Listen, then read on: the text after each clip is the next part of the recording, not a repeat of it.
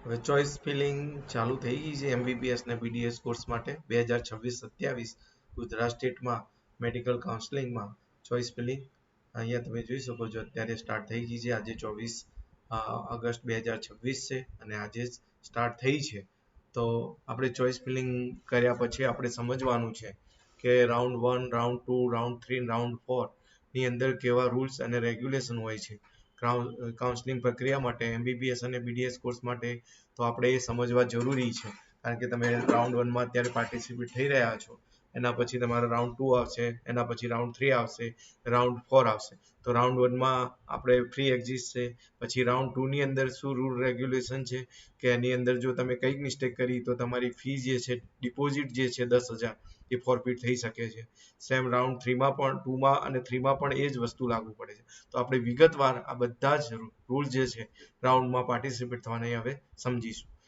તો જે કાઉન્સેલિંગ પ્રક્રિયા છે એની અંદર અહીંયા જોઈ શકો છો કે ઓનલાઈન રાઉન્ડ કરવામાં આવે છે કાઉન્સેલિંગ પ્રક્રિયા, અને ઉમેદવારે દરેક રાઉન્ડમાં નવેસરથી રજીસ્ટ્રેશન કરાવી શકશે. ઉમેદવારોએ કાઉન્સેલિંગ માટે પ્રવેશ સમિતિ દ્વારા નક્કી કરાયેલ non refundable registration, pin fee અને રિફંડેબલ સિક્યુરિટી ડિપોઝિટ સાથે રજીસ્ટ્રેશન કરાવી શકાશે. દરેક રાઉન્ડમાં તમે નવું રજીસ્ટ્રેશન કરાવી શકો છો, પણ પ્રોસેસ સેમ જ છે. રજીસ્ટ્રેશનમાં પિન ખરીદી કરવાની, રજીસ્ટ્રેશન કરવાનું અને એની ફી પે કરવાની અને રિફંડેબલ સિક્યુરિટી ડિપોઝિટ 10,000 છે એ પે કરવાની. તો રાઉન્ડ 1 ની અંદર તમે જોઈ શકો છો કે નવું રજીસ્ટ્રેશન તમે અત્યારે કરાવી ચૂક્યા છો. તમારું હેલ્પ સેન્ટર ખાતે ડોક્યુમેન્ટેશન વેરિફિકેશન પણ થઈ ગયું છે. હવે ઉમેદવારે પ્રવેશ સમિતિ દ્વારા જણાવવામાં આવે ત્યારે મર્યાદિત સમયમાં ચોઇસ ફિલિંગ અને ચોઇસ લોક કરાવવાની રહેશે. તો રાઉન્ડ 1 ની અંદર તમારું જ્યારે સીટ એલોટમેન્ટનું પરિણામ વેબસાઇટ ઉપર જાહેર કરવામાં આવશે. જો ઉમેદવાર એલોટેડ થયેલી સીટ પર પ્રવેશ મેળવવા માંગતા હોય તો તેઓએ જે તે એલોટેડ એમબીબીએસ ને બીડીએસ કોલેજની નિયત ટ્યુશન ફી ભરી અને અસલ પ્રમાણપત્રો પ્રવેશ સમિતિના હેલ્પ સેન્ટર પર જમા કરાવી પ્રવેશ કન્ફર્મ કરાવવા રિપોર્ટિંગ કરીને એડમિશન ઓર્ડર લેવાનો રહેશે. તો તમે આ બધું ઓરિજિનલ ડોક્યુમેન્ટ જ્યારે ફી ભરશો પછી હેલ્પ સેન્ટરમાં ડોક્યુમેન્ટ જે છે એ જમા કરાવશો અને રિપોર્ટિંગ કરાવશો, પછી તમને એડમિશન ઓર્ડર મળી જશે. પછી રાઉન્ડ 1 ની અંદર નોટ એલોટેડ જેમને સીટ નથી મળી, એલોટેડ અને નોન રિપોર્ટેડ, એલોટેડ અને રિપોર્ટેડ ઉમેદવારોને પોતાના જૂના રજીસ્ટ્રેશન સાથે રાઉન્ડ 2 માં ભાગ લેવાની તક આપવામાં આવશે. ફ્રી એક્ઝિટ સાથે સિક્યુરિટી ડિપોઝિટ જપ્ત કર્યા વગર. તો રાઉન્ડ 1 ની અંદર તમને ફ્રી એક્ઝિટ પણ મળે છે, સિક્યુરિટી ડિપોઝિટ પણ જપ્ત થતી નથી. તો રાઉન્ડ 1 ની અંદર કોઈ ટેન્શન જેવું નથી.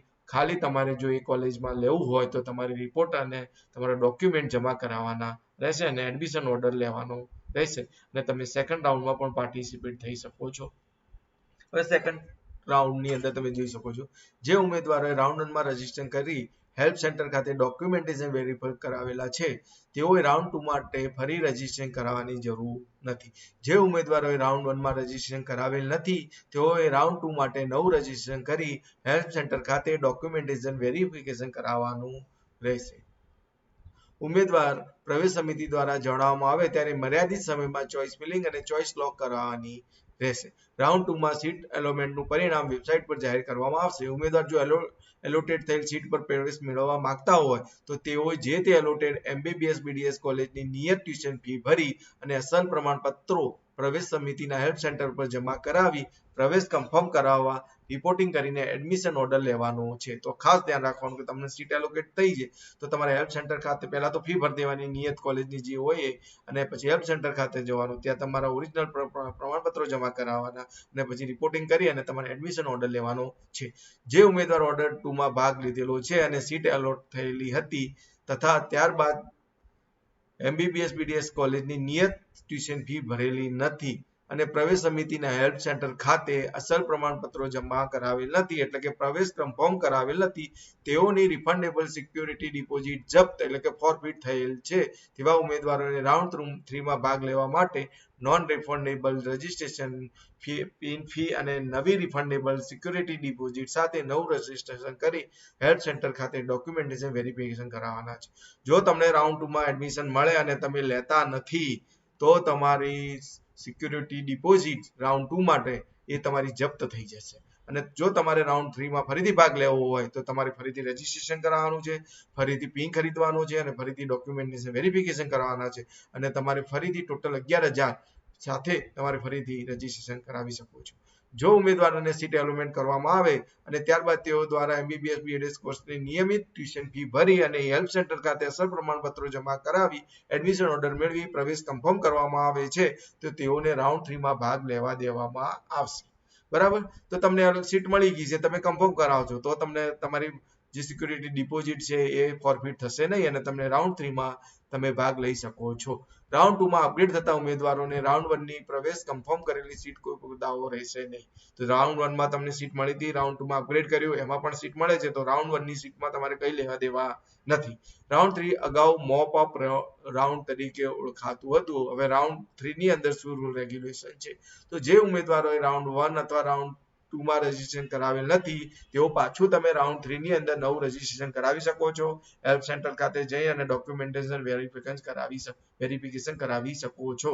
જો રાઉન્ડ 1 ની અંદર તમને રાઉન્ડ 1 અથવા રાઉન્ડ 2 માં રજીસ્ટ્રેશન કરાવેલું હોય, હેલ્પ સેન્ટર ખાતે ડોક્યુમેન્ટેશન કરાવેલા હોય અને રાઉન્ડ 2 માં કોઈ પણ સીટ એલોટ થયેલી નથી તો તેઓને નવું રજીસ્ટ્રેશન કરાવવાની જરૂર નથી.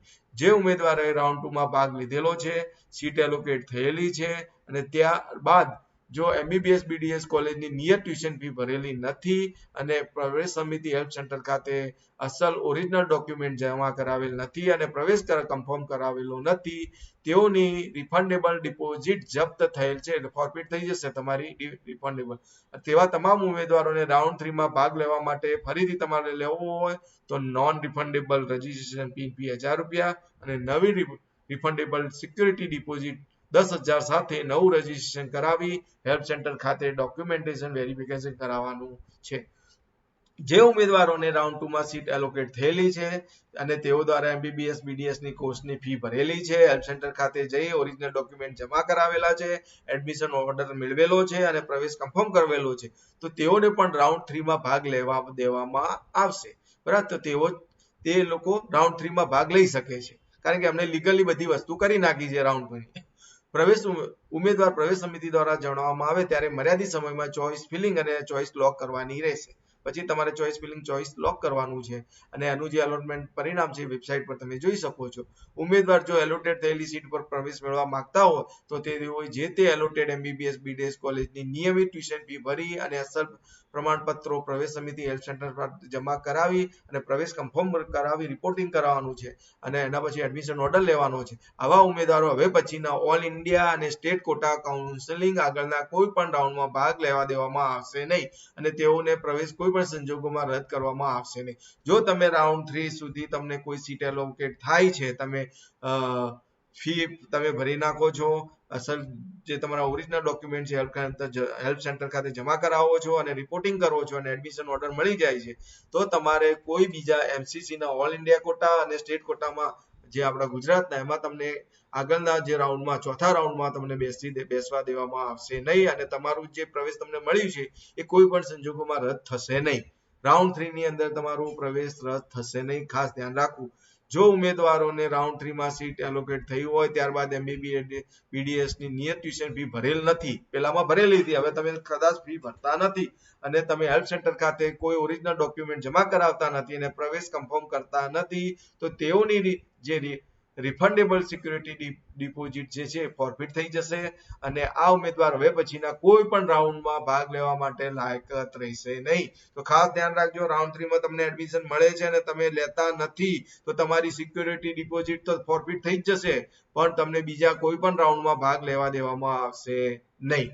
રાઉન્ડ 2 માં રિપોર્ટ ઉમેદવારો એટલે કે પ્રવેશ કન્ફર્મ કરાવેલ છે તેવા ઉમેદવારો જો રાઉન્ડ 3 માં અપગ્રેડ થતા નથી તો તેઓએ પ્રવેશ કોઈ પણ સંજોગોમાં રદ કરી આપવામાં આવશે નહીં. જો સીટ રાઉન્ડ 2 ની અંદર તમે તમારો પ્રવેશ કન્ફર્મ કરેલો છે અને રાઉન્ડ 3 માં તમને અપગ્રેડ થતા નથી તો તમને તમારો કોઈ જે તમને એડમિશન લીધું છે એ રદ થઈ શકશે નહીં અને હવે પછીના ચોથા રાઉન્ડમાં તમને બેસવા દેવામાં આવશે નહીં. તો રાઉન્ડ 3 માં અપગ્રેડ થતા ઉમેદવારોને રાઉન્ડ 1 રાઉન્ડ 2 ની પ્રવેશ કન્ફર્મ કરેલ સીટ ઉપર કોઈ લેવા દેવામાં રહેશે નહીં. જો તમે રાઉન્ડ 3 ની અપગ્રેડ કરેલી સીટ તમને મળે છે અથવા તમને રાઉન્ડ 1 2 ની જે પ્રવેશ કન્ફર્મ કરેલી સીટ હતી એના પર કોઈ તમારે હવે અધિકાર રહેશે નહીં. તો રાઉન્ડ 3 ની અપગ્રેડ થતા જ એ સીટ તમારી ફાઇનલ ગણાશે. તો આ રાઉન્ડ 3 સુધીના રૂલ રેગ્યુલેશન હતા એ તમે જોઈ શકો છો. હવે રાઉન્ડ 4 એ ફાઇનલ સ્ટ્રે વેકેન્સી રાઉન્ડ છે. તો હવે કેવી રીતે હોય છે કે જો તમે રજીસ્ટ્રેશન નથી કરાવેલું તો રાઉન્ડ 4 માટે તો રાઉન્ડ કોઈ બી રાઉન્ડ માટે તો રાઉન્ડ 4 માં ઉમેદવારોએ નવું રજીસ્ટ્રેશન કરાવી શકશે. રાઉન્ડ 4 માટે જે ઉમેદવાર રાઉન્ડ 1 અથવા રાઉન્ડ 2 અથવા રાઉન્ડ 3 માં રજીસ્ટ્રેશન કરાવેલ નથી તેવા તમામ ઉમેદવારો રાઉન્ડ 4 માં નોન રિફંડેબલ રજીસ્ટ્રેશન ફી અને રિફંડેબલ સિક્યુરિટી ડિપોઝિટ સાથે નવું રજીસ્ટ્રેશન કરાવી હેલ્થ સેન્ટર ખાતે જઈ અને ડોક્યુમેન્ટેશન વેરિફિકેશન કરવાનું રહેશે.